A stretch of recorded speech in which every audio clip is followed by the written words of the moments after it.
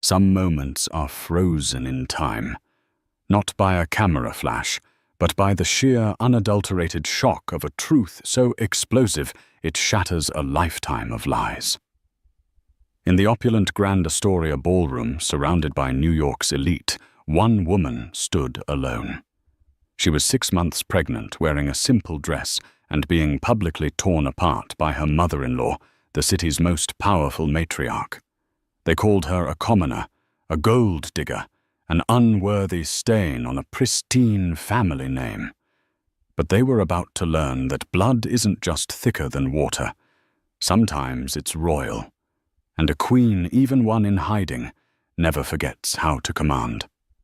The air in the Grand Astoria ballroom was thick with the scent of money, a cloying mix of imported lilies, vintage champagne, and the expensive perfumes of New York City's upper crust.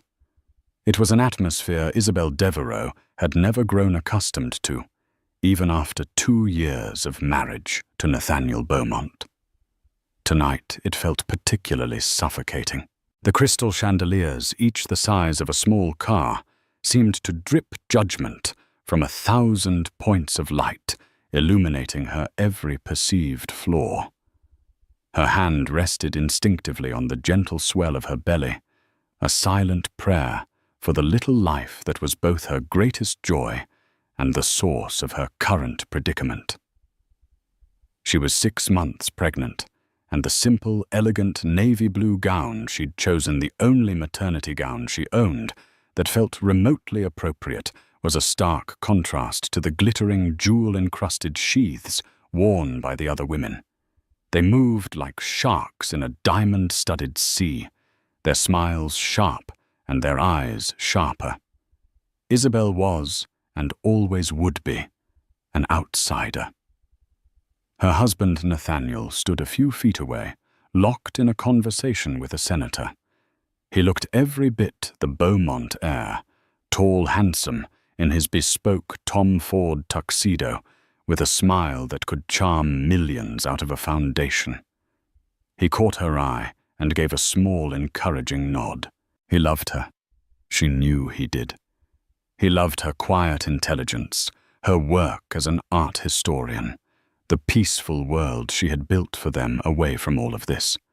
But here in his mother's domain, his love felt like a flickering candle in a hurricane. The matriarch in question, Genevieve Beaumont, held court near the grand staircase. She was a formidable woman, sculpted by ambition, and clad in a severe blood-red gown that seemed to absorb all the light around her. Genevieve was the CEO of Beaumont Global, a multi-billion-dollar real estate and investment firm she had inherited and tripled in value. Her annual Beaumont Foundation Gala was the social event of the year, a night where power, money, and influence converged under the guise of philanthropy. But for Isabel, it was an annual trial by fire. From the moment Nathaniel had introduced them, Genevieve had made her disdain for Isabel clear. Isabel was a nobody, an orphan with a scholarship-funded education and a past as blank as a fresh canvas. In Genevieve's world, a blank canvas wasn't an opportunity. It was a liability. A family tree without illustrious, moneyed branches was nothing but a weed to be pulled. Isabel, darling. Genevieve's voice, smooth as silk and just as strong, cut through the din. She had glided over unnoticed. You're looking comfortable. It was a masterclass in veiled insults. In this room, comfortable was synonymous with plain and unimpressive. Thank you, Genevieve. It's a beautiful event, as always. Isabel replied, her voice steady, despite the tremor in her hands. Genevieve's eyes swept from Isabel's simple pearl earrings down to her sensible heels, her lip curling in a barely perceptible sneer. I do wish you'd let my stylist assist you. Pregnancy is no excuse to let oneself go. The Beaumont name requires a certain standard. People are watching. The people were the board members, the investors, the society columnists, all the cogs in the great Beaumont machine. And the standard was one Isabel could never meet. She hadn't grown up summering in the Hamptons or learning the subtle art of social warfare at a Swiss boarding school. Her childhood was a quiet, book-filled one in a small town raised by a guardian who valued knowledge and kindness over lineage and lucre. Nathaniel finally extricated himself and joined them, placing a protective arm around Isabel's waist. "Mother, you look incredible. As should we all," Genevieve said, her gaze fixed on Isabel. "Your wife seems to be conserving her energy. Perhaps you should find her a seat before the main presentation. We wouldn't want her to faint from the exertion." The barb hit its mark. Isabel felt a flush of heat creep up her neck. Nathaniel's grip tightened a silent apology, but he said nothing to defend her. He never did. The fear he had of his mother was a tangible thing, a third person in their marriage. He was a good man, a gentle soul, but he had been raised in the shadow of this towering, iron-willed woman, and he had never quite learned to stand in the sun on his own. "I'm fine, Nathaniel," Isabel said, forcing a smile. "I was just admiring the orchestra." As Genevieve was called away by a fawning city councilman, Nathaniel leaned in his voice a low whisper. "I'm sorry, Izzy. She's just stressed. The new Hong Kong merger is giving her headaches. It was always an excuse, a merger, a hostile bid, a dip in the market. There was always a reason for the cruelty, a justification that Isabel was expected to swallow." She looked at her husband, at the handsome face she loved so much, and saw the familiar flicker of cowardice in his eyes. For the 100th time, she wondered if his love would ever be enough to outweigh the constant, soul-crushing weight of his mother's disapproval. She thought of the secret she carried, the truth of her own lineage that she had locked away years ago. She had promised herself she would leave that life behind, that she could build a new one on her own terms based on love and merit, not on a name. She had wanted Nathaniel to love her Isabel Devereux, the art historian, not the person she once was. But as the evening wore on, and the subtle digs from Genevieve's friends and allies began to pile up like tiny, sharp stones, she felt the foundation of that new life begin to crack. She was being judged not on the content of her character, but on the perceived emptiness of her past. A past they knew nothing about. A past that could, in an instant, bring this entire glittering, arrogant world to its knees. The main presentation was the centerpiece of the evening. After the silent auction where yachts and private island getaways were sold for staggering sums, the guests took their seats at tables groaning under the weight of floral arrangements and fine china. Isabel was seated at the main table, a place of honor that felt more like a pillory. To her right was Nathaniel, looking increasingly tense. To her left, an empty seat reserved for Genevieve, who would be giving the keynote address. The lights dimmed, and a hush fell over the ballroom. A slickly produced video played on massive screens, showcasing the Beaumont Foundation's work images of smiling children in pristine art studios, all funded by the Beaumont corporate empire. It was a beautiful fiction, a veneer of benevolence over a core of ruthless capitalism. Isabel knew for a fact that 2 of the community centers featured in the video were being threatened by a new Beaumont luxury condo development. When the video ended, the master of ceremonies, a B-list celebrity with a blindingly white smile, took the stage. And now it is my distinct honor to introduce the visionary behind it all, a titan of industry and a champion for our children. The one and only Mrs. Genevieve Beaumont. Applause thundered through the room as Genevieve ascended the stage, looking regal and untouchable under the spotlight. She approached the podium, her movements deliberate and confident. She scanned the crowd, her eyes seeming to meet those of every important person in the room, before finally and pointedly landing on Isabel. "Thank you all for being here tonight," she began, her voice resonating with power.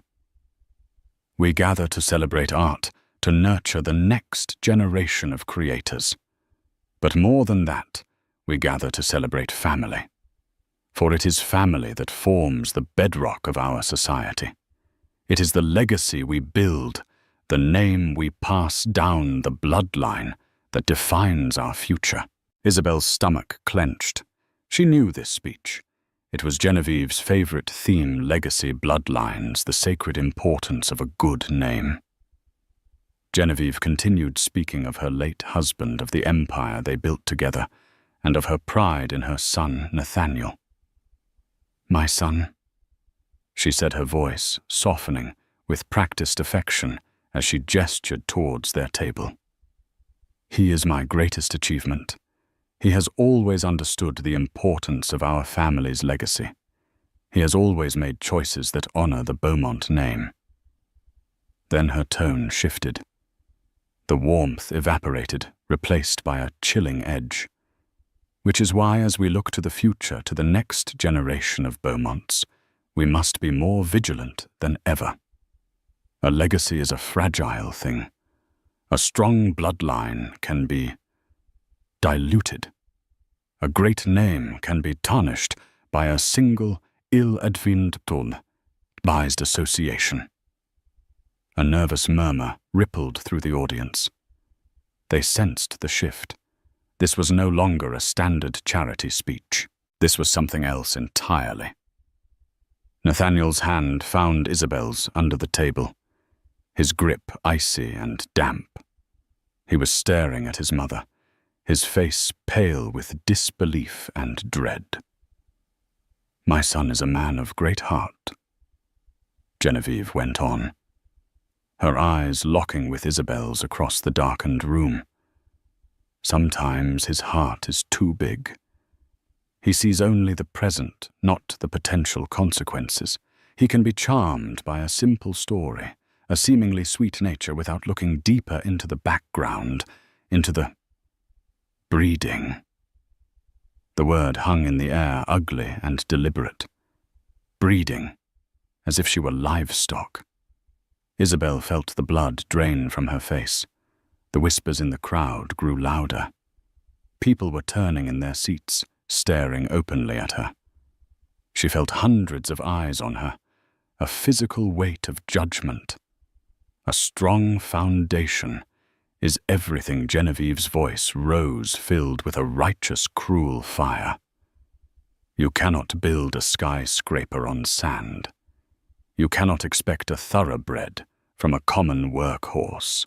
The future of the Beaumont Empire, the future of my grandchildren, must be built on the same solid rock as its past: good stock, impeccable lineage, and a history that can withstand scrutiny." She paused, letting the implication sink in. She was methodically, surgically destroying Isabel in front of New York's most powerful people. She was painting her as a commoner, a gold digger, a weak link in the lustrous Beaumont chain. Isabel looked at Nathaniel, pleading with her eyes. "Do something. Say something. Stop her." But he was frozen, his mouth slightly agape, a statue of terrified inaction. He was as much a prisoner as she was. Genevieve wasn't finished. She was saving her most venomous strike for last. She was about to turn a character assassination into an execution. The silence in the Grand Astoria ballroom was now absolute. It was a heavy, suffocating blanket, broken only by Genevieve Beaumont's resonant voice, which she now lowered to a conspiratorial, almost pitying tone. It was the voice of a predator feigning sympathy for its prey just before the final strike. "We all wish for our children to find happiness," she said, a manufactured tear glistening in her eye. "But we also have a duty to protect them, to protect our heritage." When a young woman with no family, no history, and no resources of her own suddenly appears and attaches herself to a name like Beaumont, one is forced to ask questions. Isabel felt her heart hammering against her ribs. This was beyond anything she had ever imagined. This wasn't just a private cruelty. It was a public execution. She wanted to stand up to run, but her legs felt like lead. She was pinned to her chair by the collective stare of the room. One must ask about motivation. Genevieve continued, her gaze sweeping over the rapt audience before landing once again like a physical blow on Isabel. Is it love, or is it a calculated ambition? Is it a desire to build a life together? Or is it a desire to secure a life of luxury she could never hope to achieve on her own? Every word was a dagger. Isabel could feel the judgment of the room hardening against her. In their eyes, she could see the narrative taking hold. She was a schemer, a social climber who had trapped the kind-hearted Beaumont heir. Nathaniel finally broke his paralysis. "Mother, that's enough." He hissed, his voice a low, strangled sound that was swallowed by the cavernous room. Genevieve ignored him completely, as if he were a petulant child. She held up a hand to the audience, a gesture of faux magnanimity. "I know what you are all thinking. This is a private, family matter. But is it?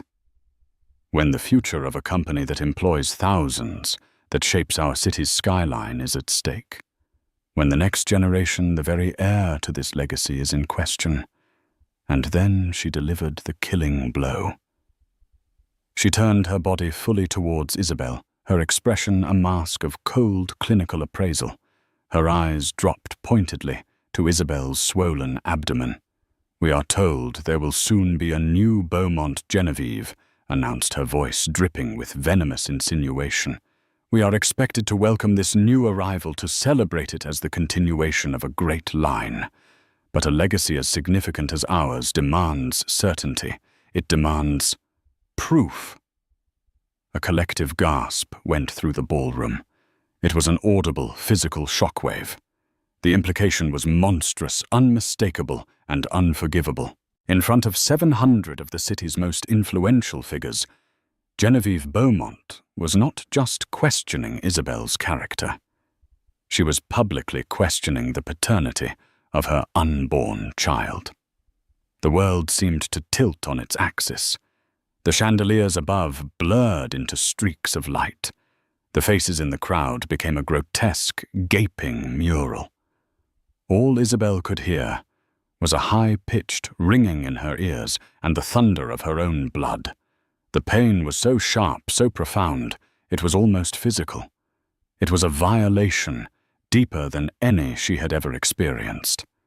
This wasn't just about her anymore. This was an attack on her child, her baby. She looked at Nathaniel. His face was ashen, his eyes wide with a horror that was matched only by his own impotence. He looked from his mother on the stage to his wife at the table, his loyalties tearing him apart in the most public way imaginable. He opened his mouth, but no sound came out. In that moment of silent, paralyzed cowardice, something inside Isabel broke. The hurt, the shame, the years of quiet endurance, it all fractured. But beneath the fragments, something else was stirring. It was not anger, not yet. It was something colder, older, and far more powerful. It was the dormant instinct of a woman who had been trained from birth to understand that a name is not just a label, but a weapon, a shield, a declaration. Genevieve Beaumont, in her blind arrogance, believed she was speaking to Isabel Devereux, the quiet orphan. She had no idea who she had just insulted. She had no concept of the ancient, powerful beast she had just awakened. While the crowd remained frozen in stunned silence, Isabel slowly, deliberately placed her napkin on the table. Her movements were no longer timid or uncertain. They were fluid, precise, and imbued with an authority that seemed to come from nowhere. She pushed her chair back, the soft scrape of its legs against the marble floor, echoing like a gunshot in the silent room. And she stood up. The act of Isabel standing was in itself a defiance that sent a ripple of fresh shock through the room. All eyes which had been fixed on the monstrous spectacle Genevieve was creating on stage now swiveled to her. She was supposed to cry. She was supposed to flee in humiliation. She was supposed to be broken. But she was not. She stood perfectly still beside the table, her posture ramrod straight, her chin lifted.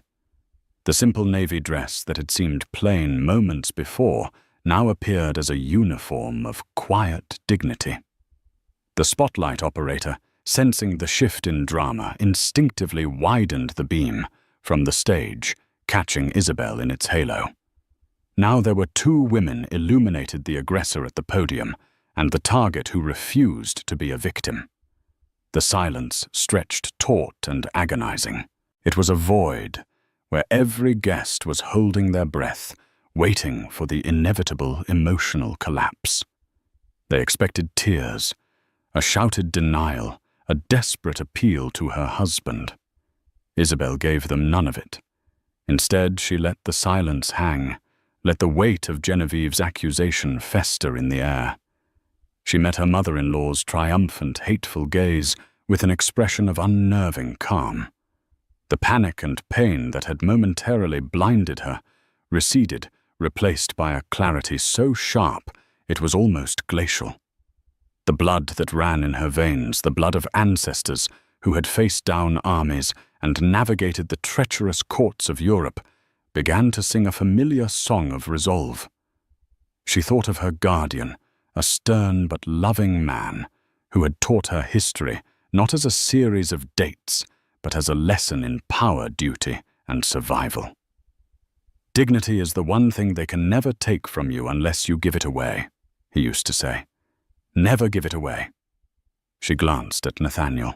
He was finally on his feet, his face a mess of shame and fury. "Mother, for God's sake, stop this!" he pleaded, his voice cracking. But it was too late. The damage was done. And Isabel knew, with chilling certainty, that Nathaniel's intervention now was meaningless. He should have acted sooner. He should have defended her honor before it was so publicly shredded.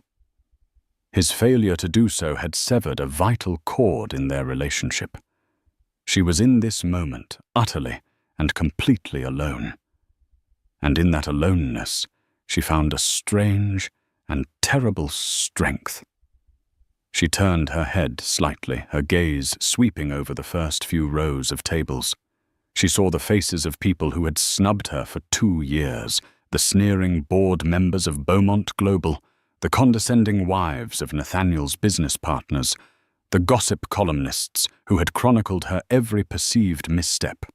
She saw pity in some eyes, morbid curiosity in most, and a cruel satisfaction in a few. They were all witnesses. They were all complicit. Genevieve, seeing Isabel's composure, seemed momentarily thrown. This was not the reaction she had engineered. She had expected a mess, a dramatic scene that would prove Isabel's unsuitability for their world. This quiet, unbreakable poise was something she hadn't anticipated. She tried to regain control. As I was saying, Genevieve said, her voice a little too loud, a little too sharp. The Beaumont legacy demands absolute certainty. She was cut off, not by a shout, but by a sound so unexpected it startled everyone, the soft, clear tap of a fingernail against a crystal water glass. Ting! Isabel had picked up a microphone from the center of the table, one reserved for toasts and announcements. She tapped it once, a small, polite sound that nonetheless sliced through the tension like a razor. She didn't raise her voice. She didn't need to. Every eye was already on her. She held the microphone and took a deep, steadying breath, not for courage, but for control. The storm was no longer just around her. It was inside her, and it was about to be unleashed. "Mrs. Beaumont," Isabel said. Her voice, amplified by the ballroom's state-of-the-art sound system, was calm, clear, and carried a resonance that no one in that room had ever heard from her before. It was a voice accustomed to command. "You speak of names, of legacy, of bloodlines. These are subjects on which you are, I'm afraid, dangerously ill-informed." A collective intake of breath swept the room. The sheer audacity of Isabel's quiet rebuke stunned the audience more than any shouted defense could have. Genevieve Beaumont, a woman who commanded boardrooms and terrified politicians, had been told she was ill-informed by the very mousy girl she was trying to destroy. Genevieve's face, a mask of triumphant cruelty, just moments before, now flickered with confusion and burgeoning rage. "How dare you?" Genevieve began. But Isabel continued, as if she hadn't spoken, her voice unwavering. "You have for the past 2 years addressed me as Isabel Devereux. That is the name I chose to live by, the name of the wonderful woman who raised me after my parents' death. It is a name I cherish for its connection to a life of peace and anonymity." Isabel stated, her eyes never leaving her mother-in-law's. "But it is not by right of birth my name." She paused, letting the statement settle. The room was so quiet, you could hear the hum of the air conditioning. Nathaniel stared at his wife, his expression a mixture of awe and utter confusion. "Who was this woman? You speak of my background as if it is a void." Isabel went on, her tone becoming colder, more formal. "You are correct that my family is not listed in the New York Social Diary. You will not find our summer homes in the Hamptons. Our wealth is not measured by the fluctuating value of skyscrapers, but by centuries of land art and history. My family's name is not Beaumont. It is von Alderberg." The name meant nothing to most of the people in the room. It sounded vaguely European old. But to a select few, the older, more educated members of the elite, the Swiss bankers, the international diplomats scattered amongst the guests, the name landed like a cannonball. Eyes widened. Whispers erupted like sparks in dry grass. A man at a front table, a stern-faced German industrialist named Klaus Richter, slowly lowered his wineglass. His eyes fixed on Isabel with dawning recognition. Genevieve, however, was merely enraged. Von Alderberg.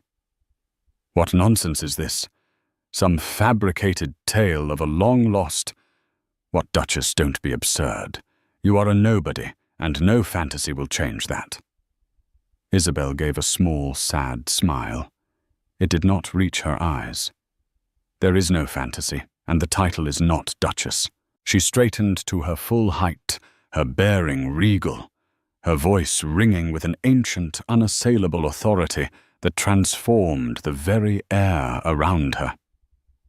"My full and legal name," she declared, her voice resonating through every corner of the Grand Astoria ballroom, "is Her Serene Highness Princess Isabella Sophia von Alderberg of the former Sovereign Principality of Alderberg." Silence. A complete, profound, and absolute silence. The kind of silence that follows a lightning strike when the world seems to stop breathing, waiting for the thunder. She then did something that sealed the truth of her words more effectively than any document could have. She looked directly at Genevieve Beaumont, her expression not of anger, but of pity as one would look upon someone who had committed a catastrophic and irreversible error in judgment. "And the child I carry," she added, her voice dropping, but losing none of its power. Her hand resting protectively on her stomach is not merely a potential heir to your fleeting corporate dynasty. He or she is the direct descendant of a royal house that was ruling its own sovereign state when your ancestors were still peasants in Normandy. This child will carry a bloodline that has shaped European history for 900 years. The thunder finally crashed. The room erupted. It wasn't a loud noise, but a massive, sibilant wave of whispers, gasps, and the frantic, furious tapping of thumbs on smartphone screens as 100 people Googled von Alderberg. Mr. Richter, the industrialist, was already on his feet.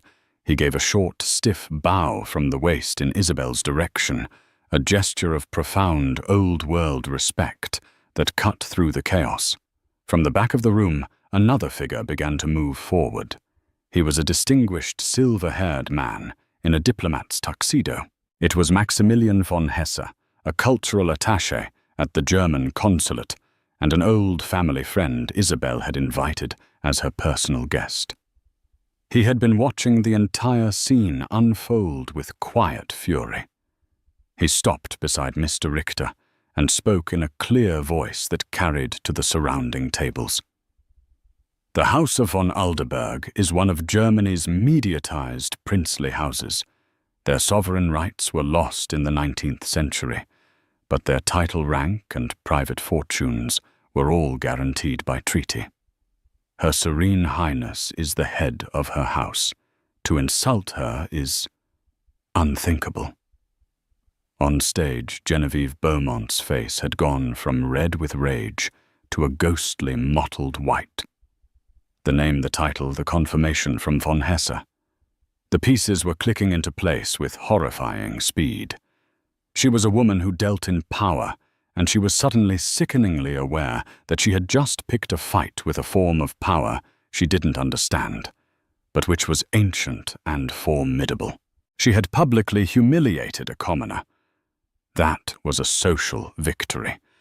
She had publicly insulted and questioned the legitimacy of a European princess. That was a declaration of war, a catastrophic, world-altering mistake. Isabel held the microphone for a moment longer, her gaze sweeping over the chaos she had created. Then, with a quiet click, she turned it off. She placed it carefully back on the table. Her public statement was made. The rest would be handled privately and with devastating precision. She turned and began to walk away from the table, her back straight, her steps unhurried. She didn't look back at her husband, who stood frozen between the stage and the table. His world shattered. She didn't look at her mother-in-law, who was visibly trembling on the stage. She had walked into the gala as Isabel Devereux. She was walking out as Princess Isabella von Alderberg, and nothing would ever be the same. The moment Isabel began to walk, the spell of frozen shock that had gripped the ballroom shattered into 1,000 pieces of frantic activity. The hushed whispers exploded into open conversation. Society columnists were no longer discreetly typing notes. They were speaking in hushed, urgent tones into their phones, dictating the story of a lifetime. The sound of camera shutters, which had been silent during the humiliation, now clicked with a desperate, predatory fervor as photographers tried to get a shot of Isabel's retreating form. The power dynamic of the entire evening had not just shifted, it had been inverted with the force of a tectonic event. Genevieve Beaumont, who moments ago had been the sun around which this entire universe orbited, was now a pariah on her own stage.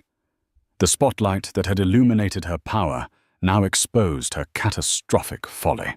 People weren't looking at her with admiration anymore, but with a mixture of horror, pity, and a palpable sense of schadenfreude.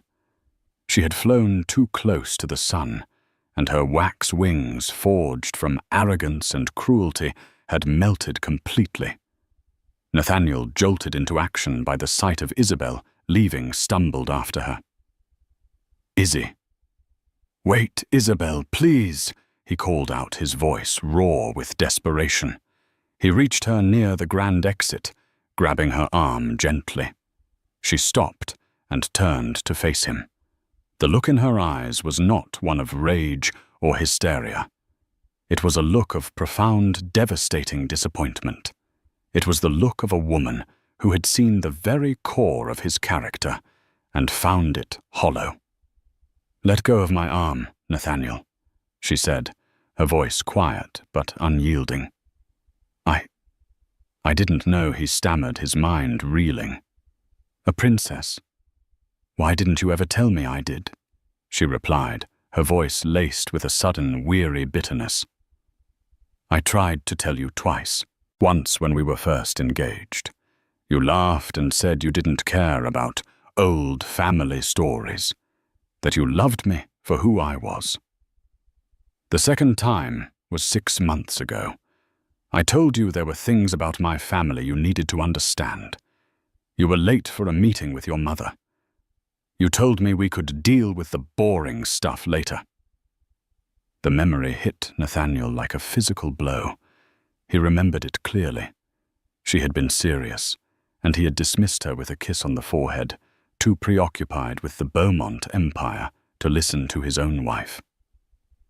"Isabel, I am so sorry. For that, for tonight, for everything. Let me fix this," he begged.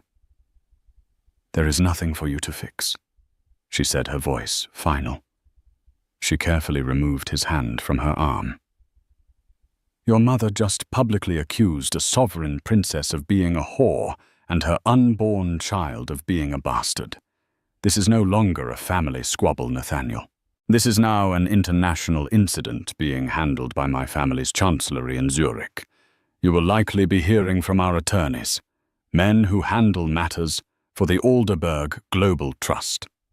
As Isabel spoke, a short, balding man in a rumpled suit who had been standing near the coat check scribbled furiously in a small notebook. He was Robert Peterson, a senior investigative journalist for the Wall Street Journal. He hadn't come for the society gossip. He'd come to track rumors about a Beaumont global acquisition. But he had just stumbled upon something infinitely bigger. The name Alderberg Global Trust was the key. It wasn't a well-known entity to the public, but in the highest echelons of global finance, it was a legend. A ghost.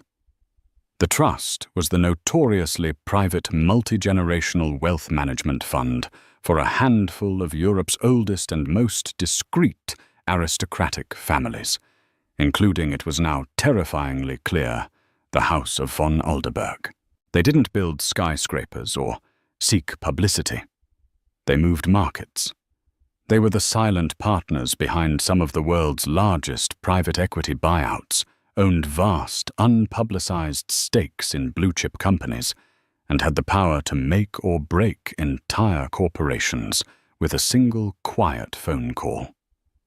Peterson suddenly understood. Genevieve Beaumont hadn't just insulted her daughter-in-law. She had insulted the living embodiment of one of the planet's most powerful and secretive pools of old money. His mind raced. He remembered an anonymous source telling him months ago that a mysterious European trust was the silent financing behind the hostile takeover bid that Beaumont Global had barely survived last year. A bid that had cost the Beaumonts nearly $1 billion to fight off. He connected the dots with a jolt of journalistic ecstasy. The trust that had almost gutted her company was likely controlled by the very family her son had married into. Genevieve had been playing checkers, while her daughter-in-law's family was playing 3D chess, and she had just, in a fit of pique, knocked the entire board over. Back in the ballroom, Genevieve had finally stumbled off the stage, her face a mask of horror as she began to grasp the magnitude of her error. Board members who had been fawning over her an hour ago now avoided her gaze. Her allies were melting into the crowd. She saw Klaus Richter speaking animatedly with a group of investors gesturing towards her with a look of utter contempt. She had made herself, and by extension, Beaumont Global toxic. In her world, reputation was currency, and she had just declared bankruptcy in the most spectacular way possible. Isabel walked out of the ballroom doors and into the grand lobby, leaving the chaos behind her. Maximilian von Hesse was waiting for her, holding her simple cloth coat. "Your car is waiting." "Your Highness," he said, his voice filled with a mixture of concern and pride. He helped her with her coat. "The family office in Zurich has been alerted. The jet is on standby at Teterboro. We can be airborne in 2 hours." Isabel paused, her hand on her belly. For a moment she looked back through the doors at the imploding world she was leaving behind. She saw her husband, standing lost and alone in the middle of the room, the perfect picture of a man who had just lost everything and finally realized it. No, Isabel said, a new strength hardening her resolve. "I'm not running. I'm not going to Zurich. I'm going to the penthouse, the one my husband and I are supposed to share." Maximilian looked surprised. "Are you sure that's wise?" "My mother-in-law wanted to talk about legacy and family homes," Isabel said, her voice as cold and sharp as a diamond. "Fine. Let's talk about them. She has just laid siege to my life and my child's future. She is about to find out that a princess knows how to defend her own castle." The ride up to the Beaumont penthouse was silent. Nathaniel sat opposite Isabel in the private elevator, the cavernous space feeling more like a courtroom. He had tried to speak twice, but the words died in his throat under her calm, unreadable gaze. The man who had left the apartment that evening, confident and slightly condescending, was gone. In his place was a stranger, stripped of his inherited arrogance, his face etched with a fear and desperation Isabel had never seen before.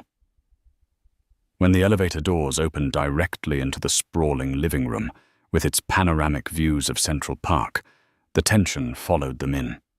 The apartment, which had once felt like a beautiful shared sanctuary, now felt like a battleground. Isabel walked to the center of the room and turned to face him, her coat still on. She was no longer just his wife. She was a foreign power, an entity he had completely misjudged. "You have 2 choices, Nathaniel," she began, her voice devoid of its earlier warmth. It was the voice of a CEO, a strategist, a ruler. "And you will make your choice tonight." He looked up, his eyes pleading. "Isabel, I love you. That is my choice." "Love is not a choice. It's a feeling," she corrected him coldly. "Loyalty, honor, courage. Those are choices. And you have failed to make them at every turn. What you feel is irrelevant right now. What you do is all that matters." She walked over to the floor-to-ceiling window, looking down at the glittering city lights. "Choice 1. You side with your mother. You annul our marriage. You support her claim that our child is illegitimate, and you try to weather the storm she has created. In this scenario, the Alderberg Global Trust, which I can now tell you holds a controlling interest in the 2 European banks that hold the majority of Beaumont Global's debt, will call in those loans. Simultaneously, our network of investors will initiate a hostile takeover. We will dismantle your mother's company, sell it for parts, and the Beaumont name will be a footnote in the business pages within 6 months. You will be left with nothing." Nathaniel stared at her, his blood running cold. The hostile bid from last year, it had been them. A warning shot, he hadn't even known was fired. His mother had fought a battle against a ghost, never realizing the ghost was sleeping in her son's bed. Choice 2. Isabel continued, turning back from the window. You side with me. And when I say side with me, I don't mean a quiet apology while you continue to let your mother run your life. I mean a complete and total severance. You will call an emergency board meeting for 9 a.m. tomorrow. You will use the voting shares. I know your father left you the ones your mother has convinced you never to use against her. And you will vote with a coalition of board members I have already been in contact with. You will vote to remove Genevieve Beaumont as CEO and chairwoman of the board.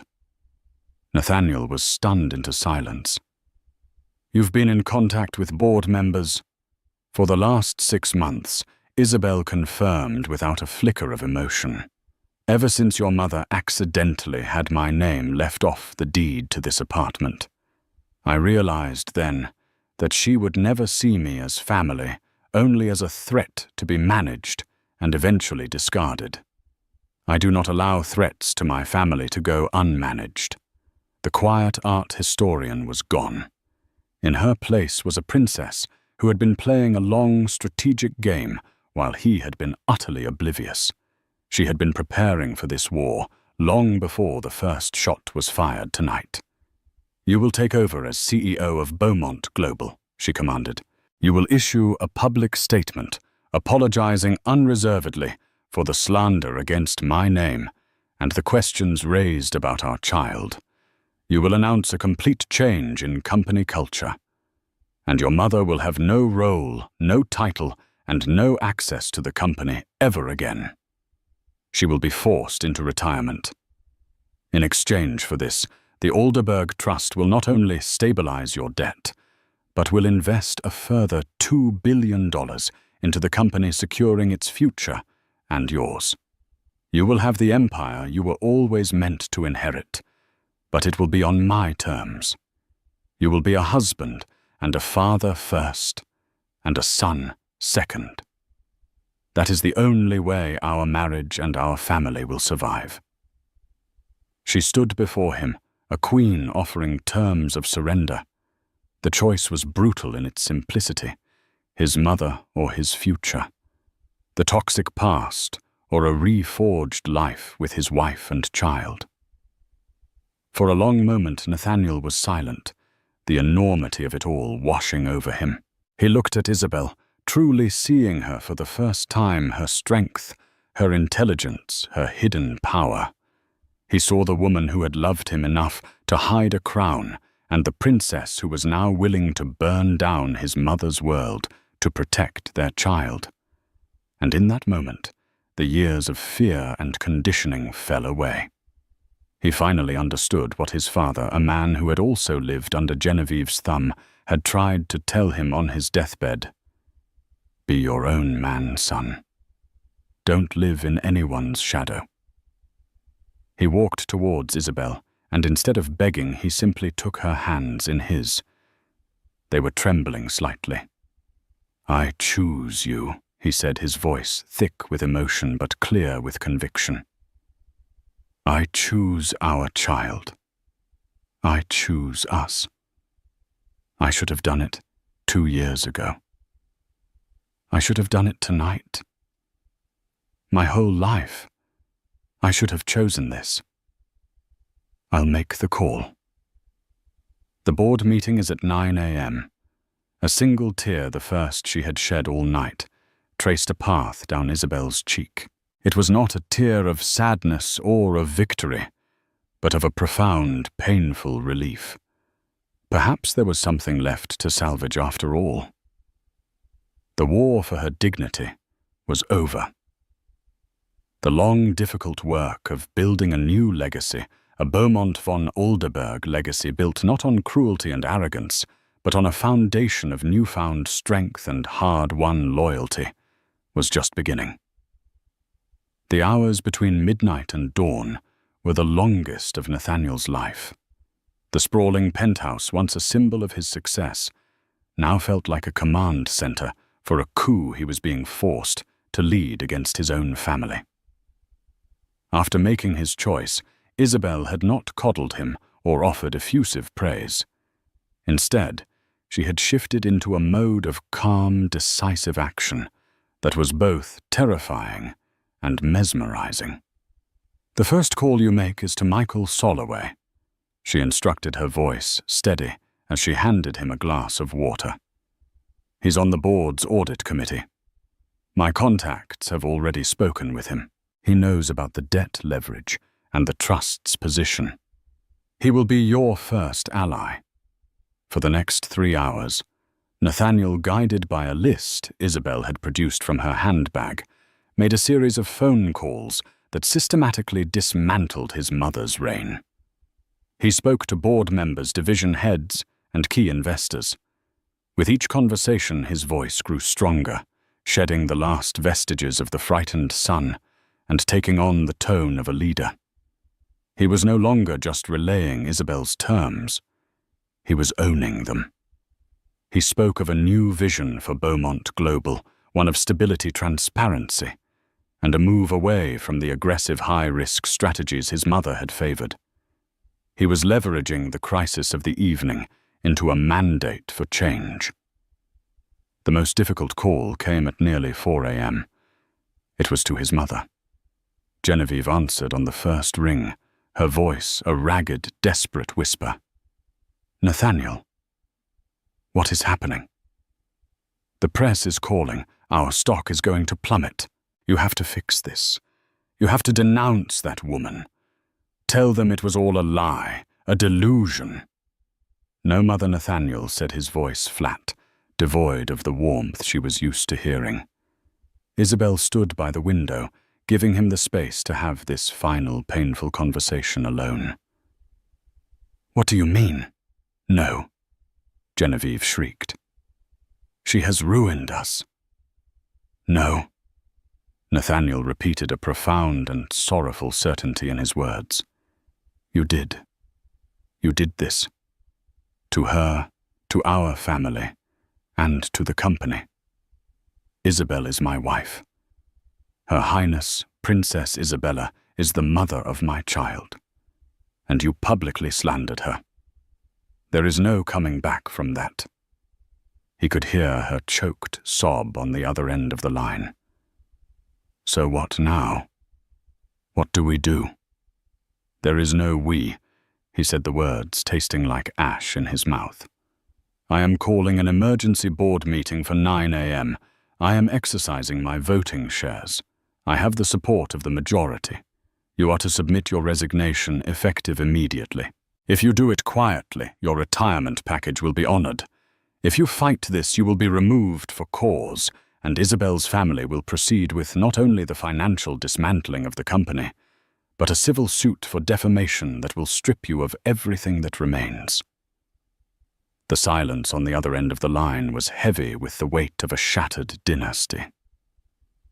"You would do this to me?"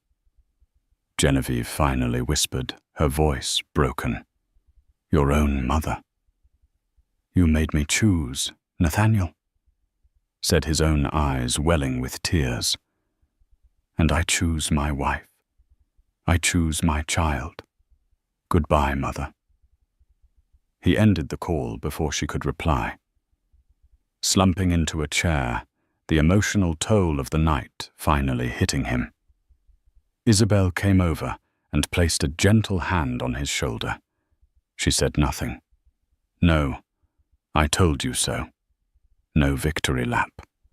It was a gesture of quiet solidarity, an acknowledgement of the profound loss that had been necessary to secure their future. At 8:45 a.m., they arrived at the Beaumont Global headquarters. They walked in together, a united front. The office was buzzing with whispers and furtive glances. The story of the Gala had spread like water. When Isabel, dressed in a simple but impeccably tailored grey dress, walked in beside Nathaniel, the entire lobby fell silent. Her quiet dignity and his new resolute demeanor told everyone that the balance of power had irrevocably shifted. The boardroom was electric with tension. Genevieve was not there. In her place at the head of the table sat her lawyer, looking grim. The proceedings were swift and brutal. Nathaniel, in a clear and commanding voice, opened the meeting. Michael Soloway immediately tabled the motion for a change in leadership. One by one, the board members cast their votes. It was unanimous. Genevieve Beaumont was out. Nathaniel Beaumont was appointed interim CEO, pending shareholder confirmation. Just as the vote was finalized, Isabel's phone buzzed. It was a message from Maximilian von Hesse. It read, "The Alderberg Global Trust has just purchased a controlling interest in Beaumont Global's primary debt holder. The loans are secure. Your family is safe. Congratulations, Your Highness." Isabel closed her eyes for a brief moment, a silent acknowledgement of the vast, invisible power that had just been wielded on her behalf. She had not just won a personal battle, she had secured an empire for her child. As the meeting adjourned, Nathaniel came to her side. The board members who had once looked through her now approached her with deference, offering their congratulations to them both. She was no longer just the CEO's wife. She was the princess who held the keys to their survival. Looking out the boardroom window at the city skyline their family now controlled, Nathaniel took her hand. "So what happens now?" he asked, his voice filled with a mixture of hope and trepidation. Isabel turned to him, a faint, genuine smile gracing her lips for the first time that day. Now she said, her hand resting on her stomach. "Now we go home. We have a nursery to prepare." The war was over. The price had been paid in full, and for the first time in the quiet aftermath of the storm, they were no longer just the Beaumont heir and the hidden princess. They were simply a family ready to build their own legacy on their own terms upon the ruins of the old one. And so in the fallout of a single catastrophic night, an empire was reforged. Genevieve Beaumont's reign of cruelty ended not with a bang, but with a quiet vote in a sterile boardroom, a consequence of a battle she never knew she was fighting. The story of Isabel and Nathaniel became a modern legend in the halls of power, a cautionary tale about judging a book by its cover, and a powerful reminder that true strength isn't about the noise you make, but the quiet, unshakable dignity you refuse to surrender. Isabel, Princess of Alderberg, proved that a title doesn't grant you power. It's the strength of your character that makes you worthy of the title. She saved her marriage, secured her child's future, and transformed a toxic dynasty, proving that sometimes the quietest person in the room is the most powerful of all. What did you think of Isabel's incredible transformation? Was Nathaniel's choice the right one, or was it too little, too late? Let us know your thoughts in the comments below. If you were moved by this story of hidden strength and ultimate vindication, please hit that like button. Share this video with someone who needs a reminder of their own power, and be sure to subscribe for more unforgettable, real-life dramas. Thank you for listening.